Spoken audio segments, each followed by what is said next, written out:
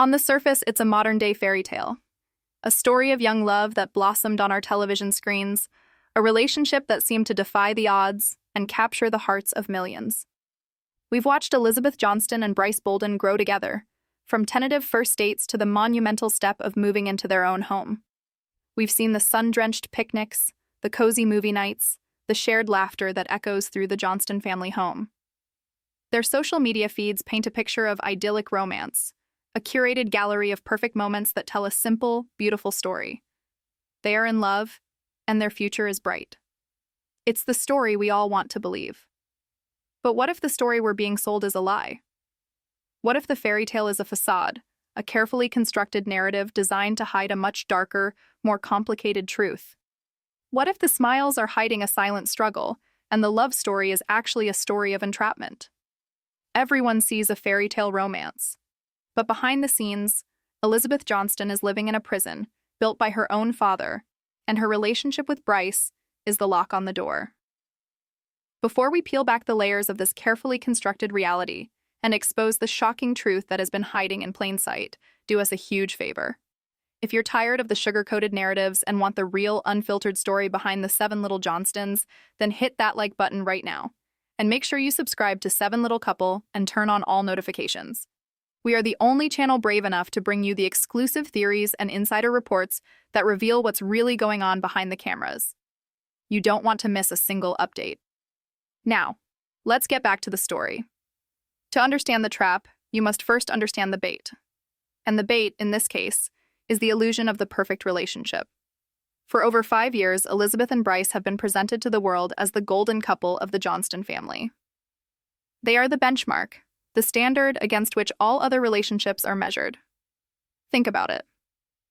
In a family filled with the typical ups and downs of young adulthood, Elizabeth and Bryce have always been the stable, unwavering constant.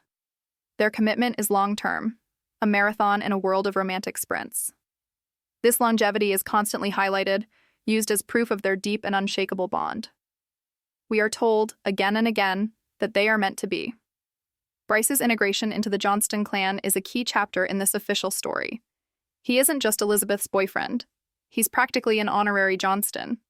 We've seen him at every family dinner, every holiday celebration, every vacation. He helps Trent with yard work, he patiently listens to Amber's advice, he plays with the younger siblings. He has been folded into the fabric of the family so seamlessly that it's hard to imagine them without him. He is respectful, quiet, and consistently agreeable. He doesn't rock the boat. He doesn't challenge the established order. On camera, he is the model partner, the kind of young man any parent would supposedly dream of for their daughter. This image of Bryce as the perfect addition to the family is not an accident. It is a meticulously crafted piece of the puzzle, designed to make their union seem not just desirable, but inevitable. And then there's the social media machine, the 21st century tool for narrative control. Scroll through their Instagram feeds. You'll find a cascade of smiling selfies, romantic getaway photos, and heartfelt captions celebrating anniversaries and birthdays. Each post is a digital brick in the wall of their fairy tale facade. "My forever," one caption might read. "So lucky to be doing life with you," another will proclaim.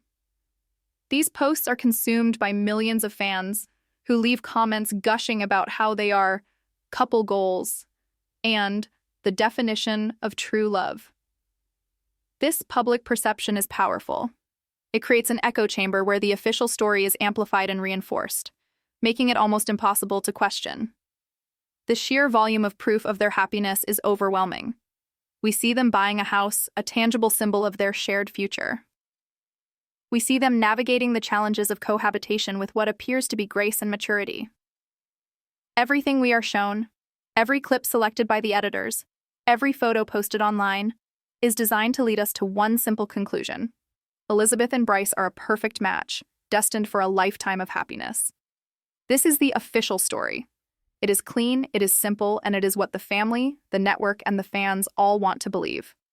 But it is a story that deliberately omits the most important character, the puppet master pulling the strings just off camera. To find the truth, we must stop looking at Elizabeth and Bryce and start looking at the man who has orchestrated it all, her father, Trent Johnston. To truly understand the cage Elizabeth finds herself in, we must dissect the character of the man who built it. Trent Johnston plays the role of the lovable, funny, all-American dad on television. He's the patriarch, the provider, the protector. But beneath that carefully cultivated image lies a different persona, one that is visible to anyone willing to look past the laugh tracks and folksy one-liners. This is the persona of a controlling patriarch, a man who rules his family with an iron fist clad in a velvet glove. And no one has felt the crushing grip of that fist more than the young men who have dared to show an interest in his daughters, especially Elizabeth. This is where the fairy tale begins to crumble, and the chilling reality of the approval trap comes into sharp focus. The story of Elizabeth and Bryce is not a love story. It is the story of the one man who survived Trent Johnston's gauntlet. Let's rewind. Compile, in your mind, every single interaction between Trent and Bryce that has ever aired. It's not a highlight reel of a welcoming father-in-law. It's a case study in psychological warfare. From the very first moment Bryce walked into the Johnston home, he was not a guest. He was a suspect under interrogation. Remember those early scenes? Trent wasn't making small talk. He was grilling Bryce, his questions sharp and pointed, his posture intimidating.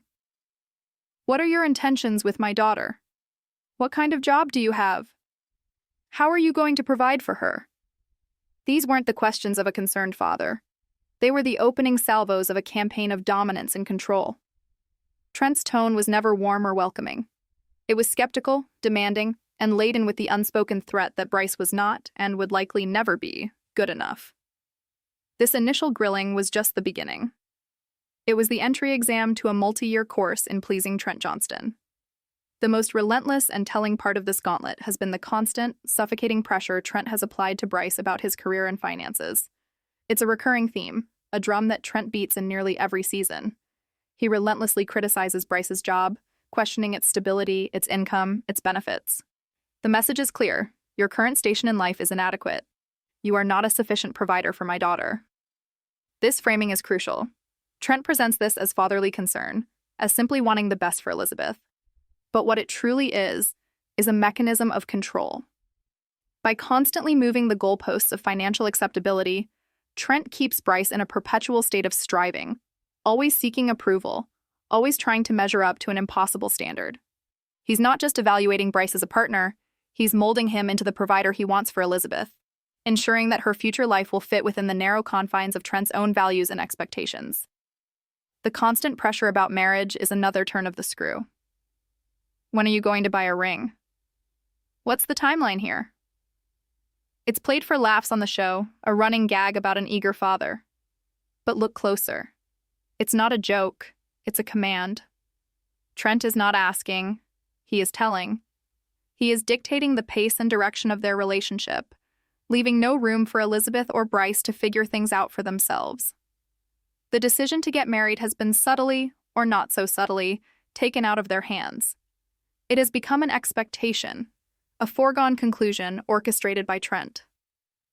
The culmination of this control was the infamous set of rules for Elizabeth and Bryce living together under the Johnston roof. This wasn't a simple agreement between a landlord and tenants. It was a draconian contract designed to assert dominance. The separate bedrooms, the strict curfews, the financial contributions, every clause was a reminder of who was in charge. It was a humiliating exercise for two adults in a long-term, committed relationship, and it served its purpose perfectly. It reminded Bryce, in no uncertain terms, that as long as he was in Trent's orbit, he would play by Trent's rules. Now we arrive at the central pillar of our theory, the devastating truth at the heart of this fairy tale. The approval trap. The reason Bryce is with Elizabeth is not because he is her soulmate. It is because he was the only boyfriend who ever managed to pass Trent's impossible tests. Think about it. Do we really believe that in all her years of dating, Bryce was the only man Elizabeth ever truly loved?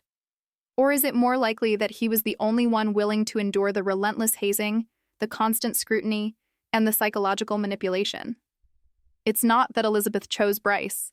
It's that Bryce was the only one her father allowed her to choose. We have to speculate based on reports from sources close to the production that other potential suitors came and went, scared off by the impenetrable wall of Trent's disapproval. Imagine being a young man trying to date Elizabeth. You'd face an interrogation that would make a seasoned detective blush. You'd have your career, your finances, and your very character picked apart and found wanting. You would be constantly reminded that you are not good enough for his daughter. How many men would simply walk away, deciding that no relationship is worth that kind of paternal hostility? Bryce stayed. He endured it. Why? Because his personality is perfectly suited to Trent's needs. Bryce is, by all on-screen accounts, a quiet, non-confrontational, and agreeable person. He doesn't push back. He doesn't argue.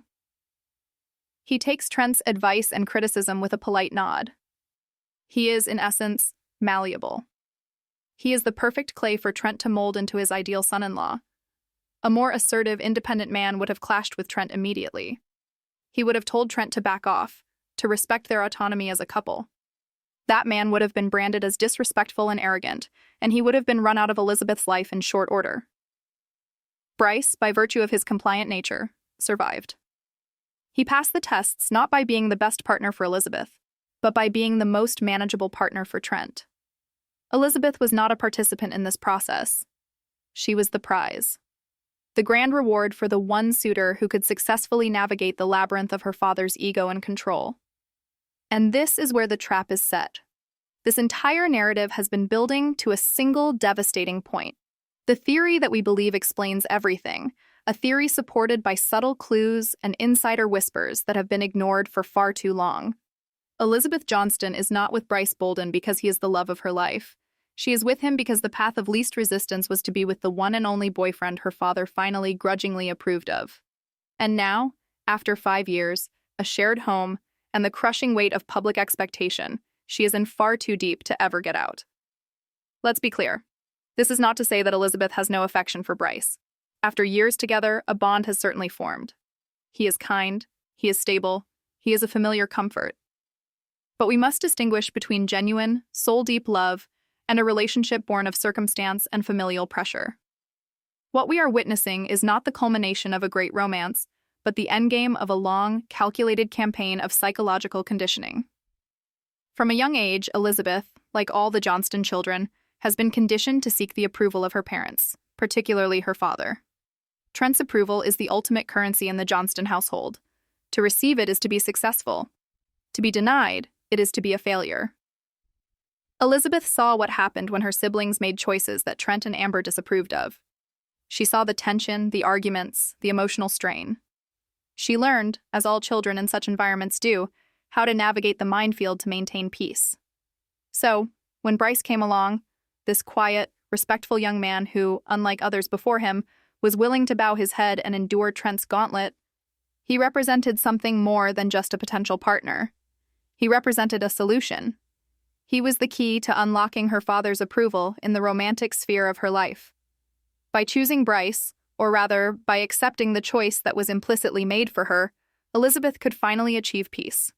She could have a relationship without the constant conflict, the second-guessing, the paternal disappointment.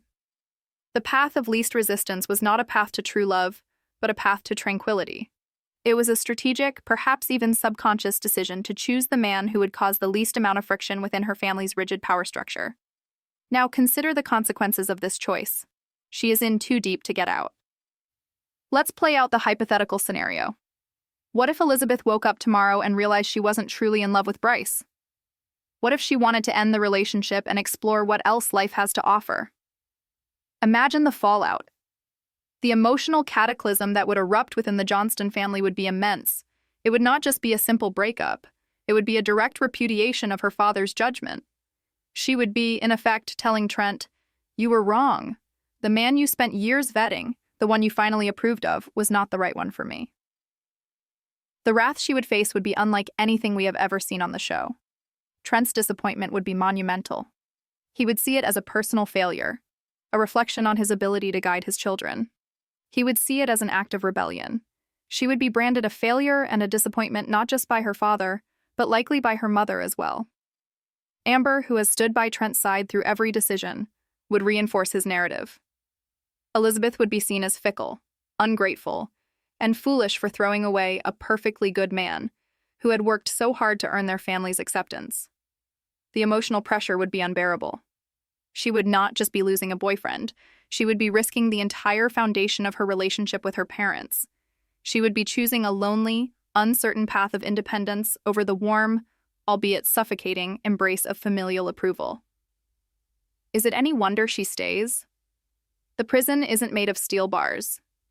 It's made of love, guilt, and the terrifying prospect of parental disappointment. Bryce is the warden, but he's an unwitting one. The architect of it all is, and always has been, Trent. The proof of this emotional prison is not in grand, dramatic moments, but in the small, almost imperceptible tells that pepper every scene Elizabeth shares with her family.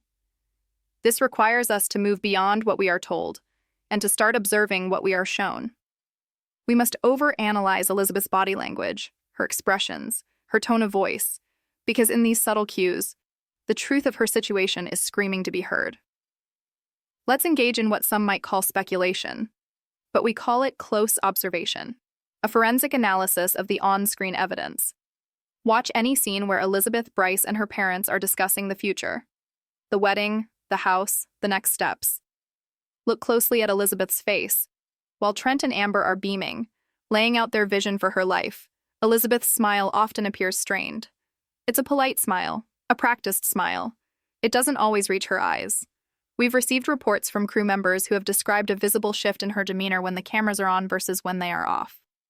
One source told us, when the topic of the future comes up for the cameras, it's all smiles.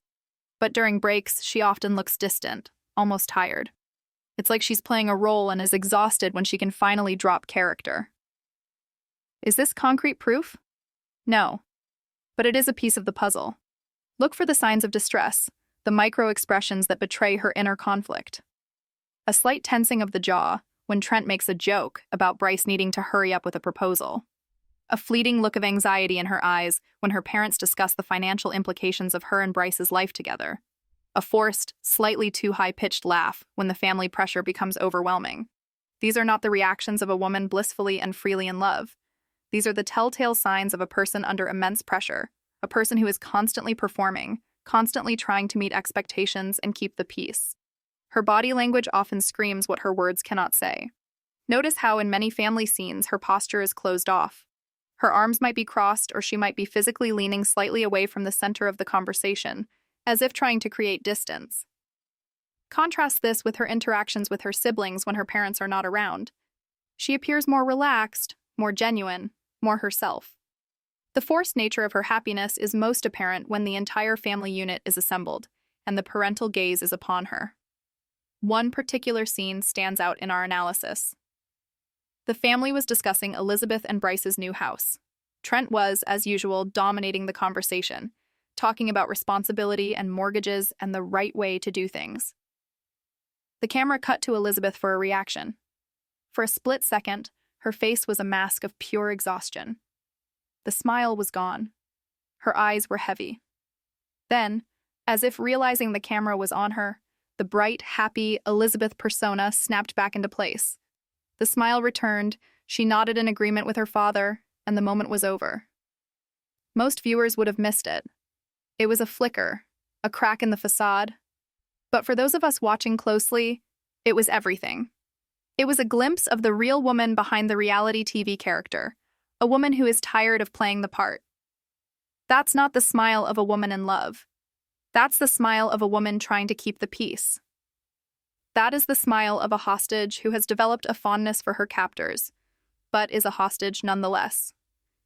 Every forced smile, every tensed shoulder, every carefully chosen word is a piece of evidence.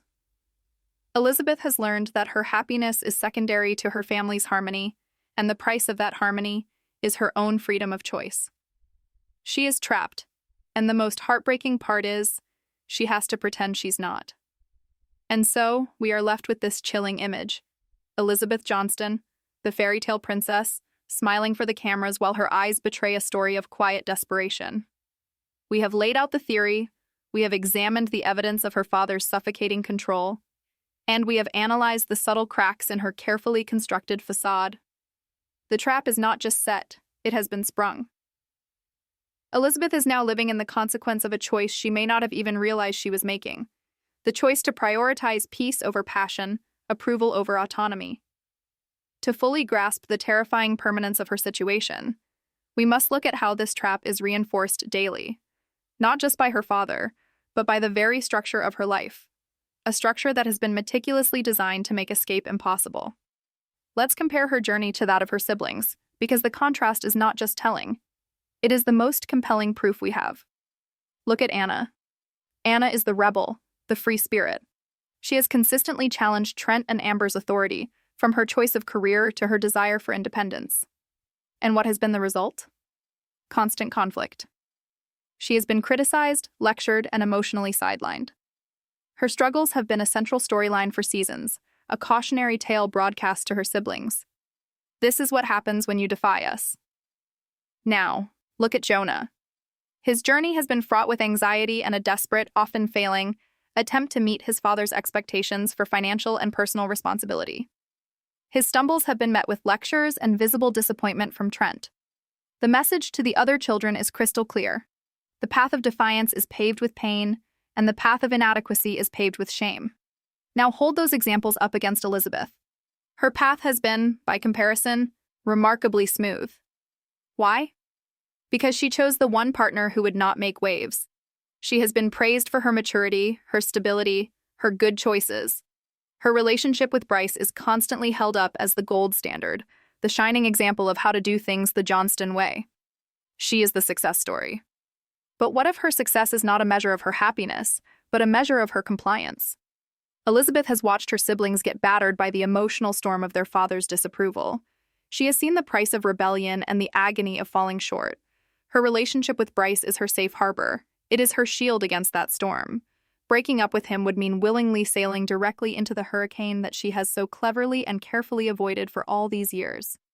It would mean admitting that her perfect life was a lie, and in doing so, invalidating the one area of her life where she has unequivocally received her father's praise. The psychological cost of that admission would be catastrophic. The trap tightened its grip exponentially the moment they signed the papers for their new house. On the surface, this was the ultimate milestone, the picture-perfect moment for a young couple building a future. The show presented it as a joyous step towards independence.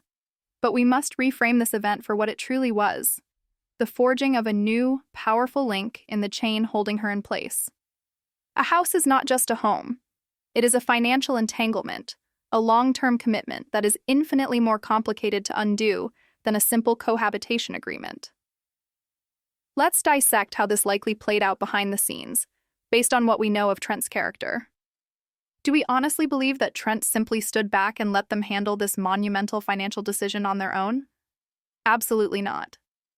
You can be certain he was involved in every single step. We can imagine the conversations, the helpful advice that was actually a set of non-negotiable demands. He would have scrutinized their finances, guided them towards a specific type of mortgage, and given his approval on the price, the location, and even the size of the home.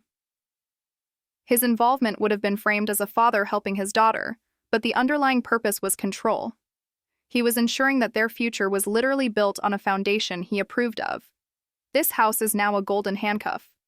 To break up with Bryce now would trigger a logistical and financial nightmare. Who keeps the house? Who buys whom out? How do they handle the mortgage? It's a messy, complicated process that Trent would undoubtedly insert himself into the middle of, making it as difficult as possible. The house solidifies their union in a way that goes beyond emotion. It makes them a single financial entity, binding them together with legal documents and debt. It was a masterstroke of control, disguised as an act of fatherly love. And what of Bryce's role in all of this? It is essential to understand that in this narrative, Bryce is not a villain. He is perhaps another victim. His passivity is not a flaw in the eyes of the family. It is his greatest asset. A source who once worked on the show's production team shared an but-telling anecdote with us. They said, "In the early days, everyone on set remarked on how Bryce never spoke up to Trent. Trent would lay down the law about something and Bryce would just nod. Some people saw it as weakness, but it soon became clear that it was his survival strategy. He learned very quickly that the path to Elizabeth was through total deference to her father. This is the key. Bryce is a good guy. He is kind to Elizabeth. He is respectful. He works hard. And this is what makes the trap so insidious. It is incredibly difficult for a woman to justify leaving a good guy, especially when her entire family and millions of viewers are constantly telling her how lucky she is to have him. If Bryce were a bad person, if he were lazy or cruel or disrespectful, Elizabeth would have a clear, justifiable reason to leave. She could stand up to her father and say, "This man is not good for me," and she would likely receive support. But how can she possibly justify leaving Bryce? What reason could she give? "He's wonderful, but he's not the love of my life. He's a great man, but he's the man my father chose for me, not the man I would have chosen for myself." These are nuanced, complex emotional truths that would be dismissed as foolishness and ingratitude by her parents. They would tell her she was throwing away the best thing that ever happened to her, that she doesn't know what's good for her. The fact that Bryce is a genuinely decent person is the most brilliant and cruelest feature of the trap. He is the perfect, unimpeachable reason for her to stay put. She is trapped not by a monster, but by a man everyone, including a part of herself, believes she should love forever. To make matters worse, recent developments, whispered to us from sources inside their circle, suggest that the final act of this play is already being written. We have received an insider report that the pressure for an engagement has reached a fever pitch. According to this source, Trent and Amber are no longer just joking about a ring. They are now actively involved in conversations about the timeline, tying it directly to the filming schedule for upcoming seasons of the show. A proposal, a wedding, these are ratings gold. The fairy tale must have its fairy tale ending. Elizabeth's personal romantic journey has allegedly become a plot point to be scheduled and produced for maximum television drama. Her life is no longer her own. It is a storyline, and the executive producers are her own parents. We have also been told exclusively that Bryce recently started a new job. On the surface, this is a positive development. But our source indicates that this specific job is one that finally meets the long and shifting list of criteria set by Trent. It offers the right kind of stability, the right salary, the right benefits. After years of being made to feel inadequate, Bryce has finally checked the last box on Trent's son-in-law application form. This is not a coincidence. This is the final piece of the puzzle falling into place, removing any lingering excuse or delay for the inevitable proposal. Bryce has now been fully molded into the provider Trent demanded. He has proven his worth, not to Elizabeth, but to her father. The path is now clear. All obstacles have been removed. The machine is moving forward, and Elizabeth is strapped in for the ride whether she likes it or not. You can even see the shift in their public persona if you look closely. Scrutinize a recent social media post. A few weeks ago, a photo appeared of the two of them at a family function. Bryce is smiling, looking relaxed. Elizabeth is smiling too. But again, that smile doesn't quite reach her eyes. Her hand is resting on his arm, but there's a stiffness to her fingers, a subtle tension. The caption is a generic, almost formulaic declaration of love, using emojis and phrases that feel like they were copied and pasted from a How to Be an Influencer handbook. It lacks the specific personal spark that was present in their posts from years ago. It feels like an obligation, a performance for their public. This is the face of a woman who is no longer documenting her love story, but is instead fulfilling a contractual obligation to appear in love. And so, we arrive at the grand conclusion, the dramatic but inevitable prediction for Elizabeth Johnston's future. She is now on a path from which she cannot escape. Every major life decision has been made for her, subtly or overtly, and every subsequent step she takes will only lead her deeper into this gilded cage. The future is no longer a vast expanse of possibilities. It is a narrow, pre-paved road, and her father is the one holding the map. The engagement is coming. It is no longer a question of if, but when. And when it happens, it will be a spectacle. It will be filmed for the show with perfect lighting and multiple camera angles. Bryce will get down on one knee and he will say all the right things. Elizabeth will cry tears of what we will be told is pure joy. She will say yes because saying no is not an option. It would be an act of defiance so profound it would shatter the family and her image forever. The ring on her finger will not just be a symbol of Bryce's love. It will be a symbol of her family's victory, a glittering testament to Trent's ultimate success in orchestrating his daughter's life. Then comes the wedding. And make no mistake, it will not be Elizabeth's wedding. It will be a Johnston family production, directed and produced by Trent and Amber. They will have a say in everything: the venue, the guest list, the caterer, the flowers, the dress. Every detail will be curated to fit their image, their brand. Elizabeth's role will be to show up, look beautiful, and play the part of the blissful bride. She will walk down the aisle towards a good, kind man she has grown to care for, all while living out a script written for her years ago. She will smile and say her vows, and millions of people will watch and weep, believing they are witnessing the culmination of a true love story, never realizing they are actually watching the final scene of a tragedy. After the wedding, the path continues. A few years will pass, and the pressure will start for the next logical step: a grandchild. It will begin with jokes and hints, just like the pressure for marriage did, and it will slowly build into an expectation. A baby would be the ultimate seal on their union, the final, unbreakable bond. And Elizabeth, the dutiful daughter, will likely fulfill that expectation as well. She will have a beautiful child, and she will be a wonderful mother. She will build a life with Bryce, a life of stability, comfort, and predictability.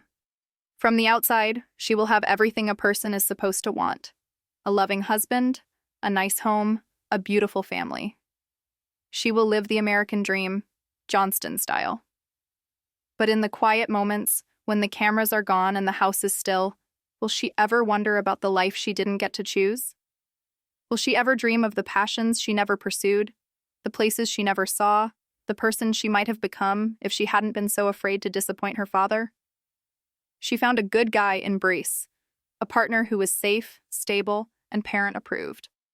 But in doing so, she may have lost the most precious thing of all: her freedom.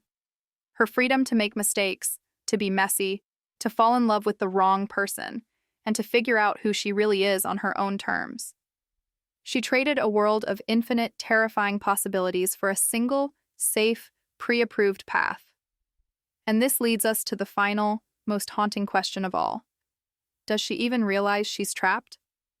It's possible that the conditioning runs so deep, the desire for her father's approval is so ingrained, that she has fully accepted this reality as her own desire. She may have convinced herself that this is true love, that this predictable life is exactly what she wants, because the alternative, confronting the truth, is simply too painful to bear. In this scenario, she is living in a state of blissful ignorance, unaware of the invisible walls that surround her. But perhaps a more tragic possibility is that deep down, she knows. She feels it. It's the source of that fleeting sadness in her eyes, the tension in her smile, the weariness in her posture. Perhaps she is fully aware that she is a prisoner of her own life, but she is also aware that she is powerless to change it. She has made her bed, and now she must lie in it, forever playing the part of the happy wife, the perfect daughter, the golden child of the Johnston family. The question is not whether she will ever leave Bryce. The real question is whether she will ever be able to leave her father's shadow. And from where we're sitting, it looks like that shadow is destined to follow her for the rest of her life.